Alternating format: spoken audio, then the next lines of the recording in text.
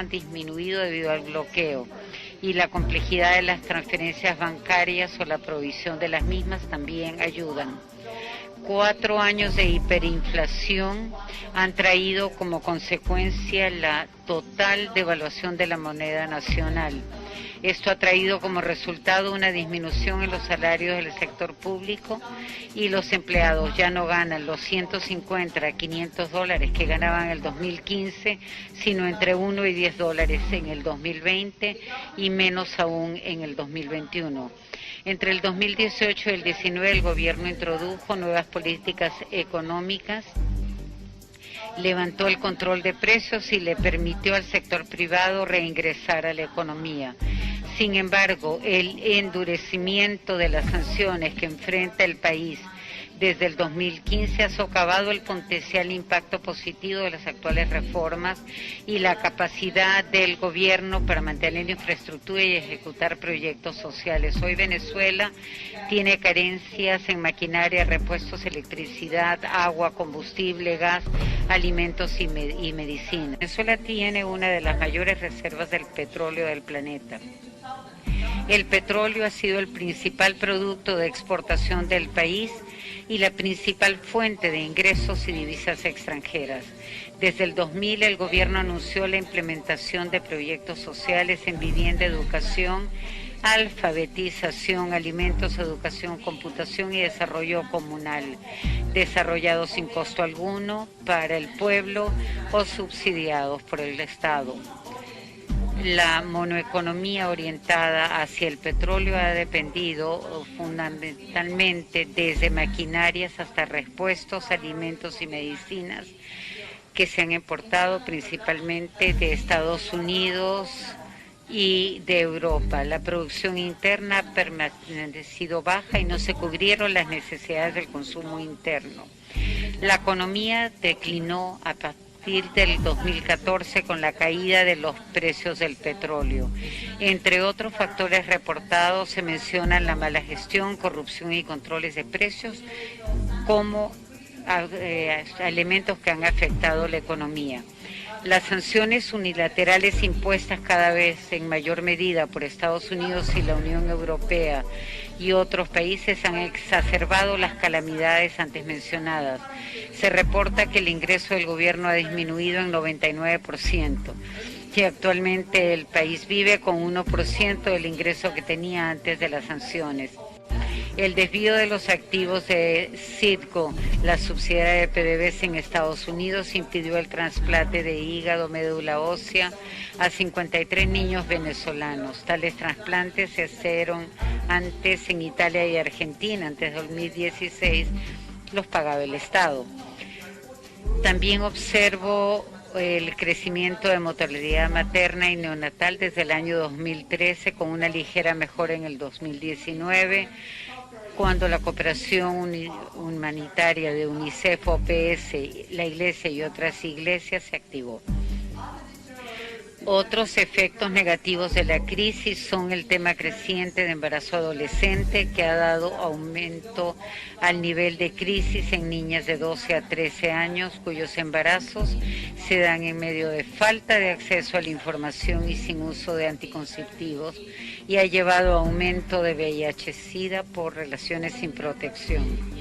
La educación escolar y universitaria ha enfrentado una disminución grave del apoyo gubernamental desde el 2016, incluyendo el cese de reducción de uniformes, zapatos, morrales, artículos de oficina y la reducción del número de comidas diarias, una en vez de 2. La disminución de la cantidad y diversidad de alimentos o la cancelación absoluta del programa. La falta de disponibilidad de recursos financieros y la reticencia de las compañías extranjeras a comerciar con instituciones públicas y privadas de Venezuela llevó a suspender el programa Canaima, que empezó en el 2015 para ensamblar computadoras portátiles para educación, que llegaron a distribuir 6.5 millones de computadoras libres de costo. En enero del 2019, después de reconocer al recién electo presidente de la Asamblea Nacional como presidente interino de Venezuela, Estados Unidos impuso sanciones adicionales a PDVSA, Banco Central y funcionarios gubernamentales, y un embargo económico total en el 2019, y le dio a Guaidó total control sobre los activos y bienes del gobierno venezolano en PDVSA, incluyendo a Citgo. Entre el 18 y el 19 se dirigieron al oro, al aspecto minero y al sector alimentario, criptomoneda y bancario. En septiembre del 2020, los Estados Unidos impusieron sanciones a 5 miembros de la Asamblea Legislativa de oposición por estar supuestamente actuando dentro de un amplio espectro para manipular elecciones.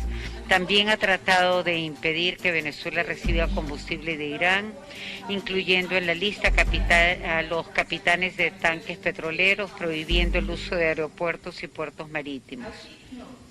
Tomo nota de la decisión del gobierno el 21 de enero de 2021 de modificar sus sanciones para minimizar el impacto humanitario de la pandemia, y de la acción de dicho gobierno el día 2 de febrero para disminuir las sanciones que afectan el funcionamiento de las operaciones regulares de puertos y aeropuertos venezolanos.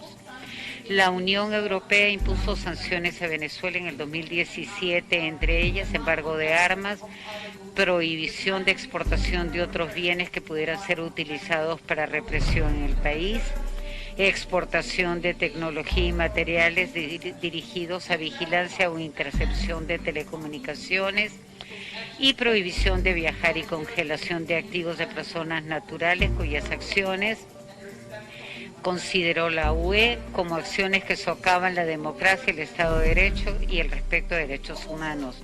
Esto fue impugnado ante el Tribunal de Justicia de la Unión Europea. Se informó que en el 2019 un banco portugués congeló 1.200 millones de fondos del gobierno de Venezuela. También 2.000 millones congelados en el Banco de Inglaterra. En el 2017 y 18, Canadá congeló los activos y prohibió cualquier negocio con los bienes de los funcionarios venezolanos acusados de represión, violaciones graves de derechos humanos, corrupción, censura, ejecuciones extrajudiciales y otros actos. En el 2018, México congeló los activos e impuso prohibición de viajes a 13 altos funcionarios venezolanos. En el 18 y 19, Suiza impuso un embargo de armas a Venezuela y congeló los activos e impuso prohibiciones de viajes a funcionarios venezolanos. En el 2019, Colombia prohibió el ingreso a aproximadamente 200 venezolanos vinculados con el gobierno. Panamá impuso sanciones en el 2018 a personas naturales y jurídicas por los que los consideraban alto riesgo de dedicarse a legitimación de capitales, financiamiento del terrorismo y proliferación de armas de destrucción masiva.